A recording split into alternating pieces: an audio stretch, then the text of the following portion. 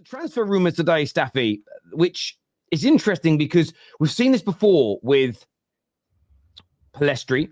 We've seen this before when Manchester City signed Julian Alvarez, where you get the sort of local on-the-ground reporters in their home nations. And in this instance, the sort of Uruguayan press are heavily touting that Man United are close, very close indeed, to agreeing a deal for Manuel Ugarte to come into our midfield.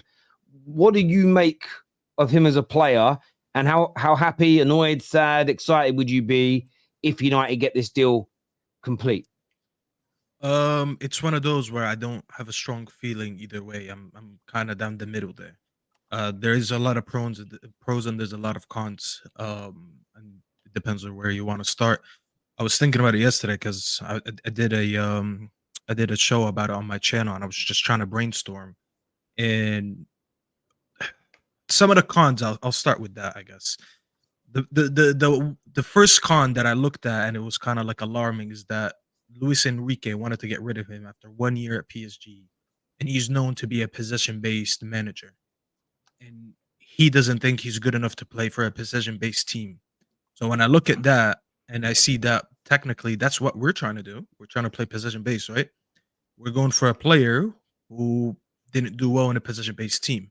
And they're actually willing to sell him on a discount. They signed him for about 60 million, I believe, and we're trying to get him for about 30 to 40 million. So they're willing to lose money to get rid of him. So that's a bit alarming. Um, for people who don't know, and I guess let's just talk about it, the type of profile that he is. He's a bit of a Casemiro without the GA. And when I looked at that, it just meant to me that Casemiro will leave if we sign him. And that's an automatic win because I can't wait for Casemiro to leave this team. So we're signing a similar profile to Casemiro. He's a bit of a mix of between a Casemiro and a Caicedo, where they break up play magnificently, a bit agile, runs a lot. You know, he's a ball winner, but on the ball he's not that great. Like he's a bit clunky on the ball. His passing range is not the worst, but like he's not the best when it comes to a position based team. You know, he's not that sitting six who will spray the ball left and right like a Rodri would do. So these are the concerns that I have. But I try to be objective about it. If we do sign him for a lower fee, let's say 30 to 35 million. Initially we were linked to loan him in with an option to buy, and I like that because there's minimal risk when it comes to that. Because you could just Yeah. F him off a year after if he doesn't do well. I looked at it, I was like, if we get him, he can't be the main signing that we do in the midfield. Because I would personally always want Onana over him. But if we sign him and then we go sign another midfielder, I'll be okay with it. My worry is that we sign him and all United fans, like we did the last season with Mount and the season before with Casemiro, they all think we fixed the midfield. The midfield will not be fixed with one player in general, let alone Ugarte, because he is a different profile that will fit that midfield. Let's say we get a ball playing six and a breakup six. I like that because you need to have versatility in that midfield and you need to have different profiles in the midfield, especially if that means that now we're going to offload Casemiro and use that money to get someone else. But if they think this is the only signing, I don't want to be the bearer of bad news, but Ugarte is not really the guy that's going to fix this midfield. Yeah, I don't think there's going to be any one signing we make this year in any position that's going to fix that entire area. I think that's going to take 2 to 3 summers to genuinely do that. But I like Ugarte. I think he's good. You know, we obviously linked to Branthwaite. We're linked to Joshua Zirkzee. My view on these players, very quickly before we go Lawless, is I don't think any of them are going to be world class. I just think they're all going to be good to very good players.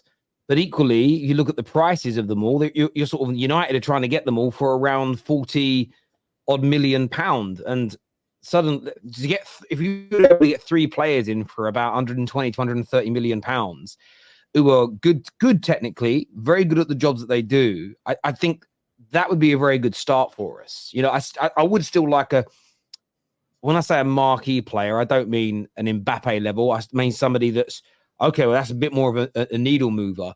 But maybe this first year or two is more about players like this before we go and do what Arsenal did with Declan Rice last year. Maybe there's, again, I want that marquee player. But one thing I like about our approach so far to the way we're rebuilding our structure is we're doing things we've never done before. So almost part of me thinks if there isn't that marquee signing, it's lots of players at 35s, 40s, 50 millions that you may call middle of the road in terms of they're not rubbish. They're not world class. They're good to very good players. Maybe that's more what United need to do to actually improve, because typically most summers in the last decade, it's been a few players like that. And then we'll go after our own marquee signing who's 80, 90 million, 100 million that everybody gets excited over. There's huge pressure on. And ultimately, we end up failing. So, again, sometimes... Sorry to interrupt, but this is not even the issue. Like, I understand what you're saying. I'm not even talking about in a way where it's like just big names that we just sign right away. Like, sometimes, yes, you do have to get these stepping stone players until you're good enough to actually start making these 100 million signings and all that stuff. I get all that. My main issue right now is that I want to address the right profiles. Last year, I was very vocal about not addressing the right profiles when we went ahead and got Mount, because I didn't think it stables that midfield. If anything, it made it worse. It gave us a headache that we didn't need. How do you play Bruno and Mount? Well, maybe you should have never signed Mount and signed someone who would have and fit someone in that midfield that would have helped Bruno. A year later, we're kind of doing that again. I am worried that we will not address the profiles that we need in the midfield. When you look at all the big teams right now, they all have ball playing sixes. Yes, you might have one or two players that might be just break up play and they're not that good on the ball. And there's not a lot of teams like that. But like the top teams, they all have similar profiles like that. We are lacking a ball playing six. And there's not a lot of good ones out there anyways. So it's like, I'm not really sitting here saying, yeah, we're missing on all these good players. Not a lot of them are out there. But we need to be addressing these profiles, because I don't see how we progress with or without Ten Hag, by the way, when we don't address these issues. Yeah. It's been a few years and we still haven't addressed No, that. I get where you're coming from with that. To throw this question out to Lawless, until it comes to addressing the profiles we need, I totally get where Staff is coming from. But until we see how we're trying to play football, which is going to come in pre-season, we as fans, do we actually know what those holes are if we don't know the style of play that the new ownership are now saying this is how we want to play and this is what we need to get there? So it's almost a case of, is it hard to judge? Is it hard to look at things through Staffy's lens until we know what we're trying to do? Or is that ball playing six a necessity regardless of the style in your view, just as Staffy says? No, I mean, I think you're right to a degree. Like, as fans, we could, you can only speculate on, profiles and how you think you'll play. But you're right. Like, if the fact you expect the club and the coach have decided, okay, this is how we want to play football, and we can second guess and go, is this the profile that we want? But if you don't want, say they do continue playing how you played, or all right, we're going to stick with how you played football last season. We're not going to approach the more attacking or possession-based football. Then you might look at the players and go, you don't really fit in an attacking style. So, yeah, you can then criticize that because, well, this isn't a profile. This may be a profile that they want that fits how they want to play. But it says me as a fan, it's a profile that I want to see us playing. And this is, I think, such a pivotal position for Man United next season that, yeah, you have to get it right. Amrabat didn't work out. He's going back on loan. I don't imagine you'll be signing him on a permanent. I did see that one is finished. I would have took him back. That one is finished. Yeah, I did see some positive reviews of him from fans towards the tail end of the season. Like, he grew into it, but I don't think he made enough of an impact. I think me and Staffy both agree on this. The fact he wasn't being played regularly enough in his best position, we thought was, and then when he did in the last sort of 4 or 5 games, we started to see him really find his feet. And listen, I mean, he's going to go back to Fiorentina. I still think a club that actually wants to utilize him in these positions, there's a very good player in there. His performance in the FA Cup final, he was brilliant at home against Arsenal towards the end of the season. And yeah, I'm a little gutted that one didn't work out. But the good thing is, it would take to sign him on a permanent note, because if, say, there was a bargain, right, and we would be under the assumption of, okay, with new regime, new thing going forward, he's going to be our defensive midfielder. He's going to be played in his position, right? What would you be happy with then for the club to pay? That you'd be happy, okay, Amrabat staying. We're not going to get someone else. We're not going to get Ugarte. We're not going to get Onana. We're going to stick with Amrabat. What would you be happy with? Like, what would make you happy for that decision in terms of how much a price for Amrabat? Yeah, price band. Like, the thing about Amrabat is about 18 million if we would have bought him, and the issue is Yusuf Fofana is there for just slightly more, and he is a better player. So when you look at it, United want to get Yusuf Fofana. Like, would you rather up? When you go to buy food and it's like if you upgrade like 1-2 pounds, you're getting like the large instead of the medium. That's really how it is with Amrabat and Yusuf Fofana. You're upgrading by a couple $1 million, but you are getting a much better player. That is the issue that was with Amrabat. To be fair, I think Amrabat was decent on the ball. I think he was hard done by in United 100%. If he got more game.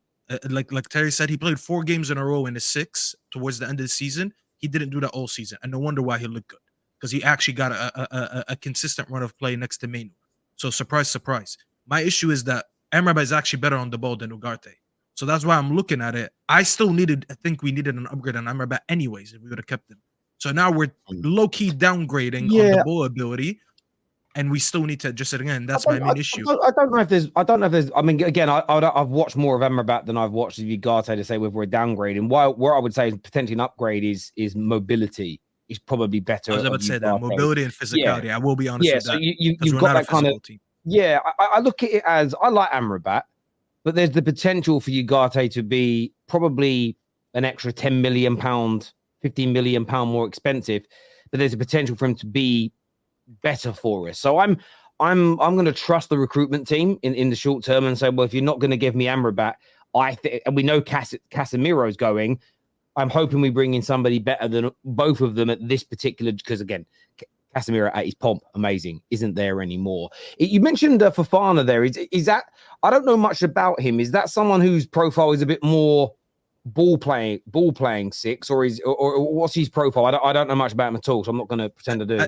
The biggest upgrade on him to Amrabat, to be fair, Amrabat is just very stiff. So that's the issue with Amrabat.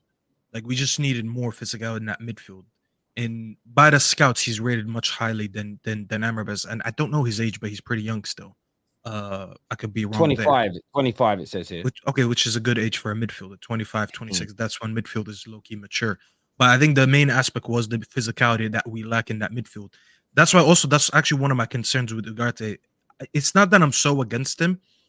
He also doesn't solve one of my issues, which is the lack of height that we will have. I think we have a very short team, and I've said this before, which is one of the reasons I really wanted Onana. When I look at the midfield, I'm going to have 2 6 feet midfielders in him and Menu. Menu is 5'11", 6 feet. Ugarte is 6 feet. Our midfielder, our back line, we have Lissandro in that back line. Like, you do, it sounds very basic, but you do actually need height in that team, and we don't have height in that team. I mean, someone made a comparison.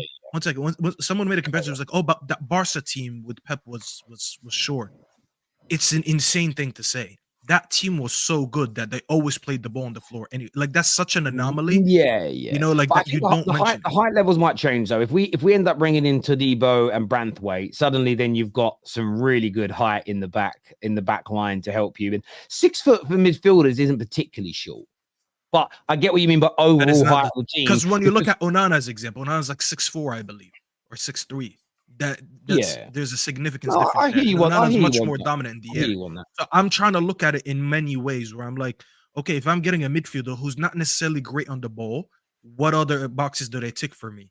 That's why I would still go for Onana. I will be realistic, though. I do understand that negotiating for Onana will be much more difficult than negotiating with PSG over Ugarte, because it's about to be half the price, and they want to get rid of him anyways. Whereas Onana, Everton are going to try to milk us out for every penny to get him. And we're trying to get Branthwaite. So trying to get 2 players. It's going to be hard to get both. It's very, very difficult indeed. But viewers, look.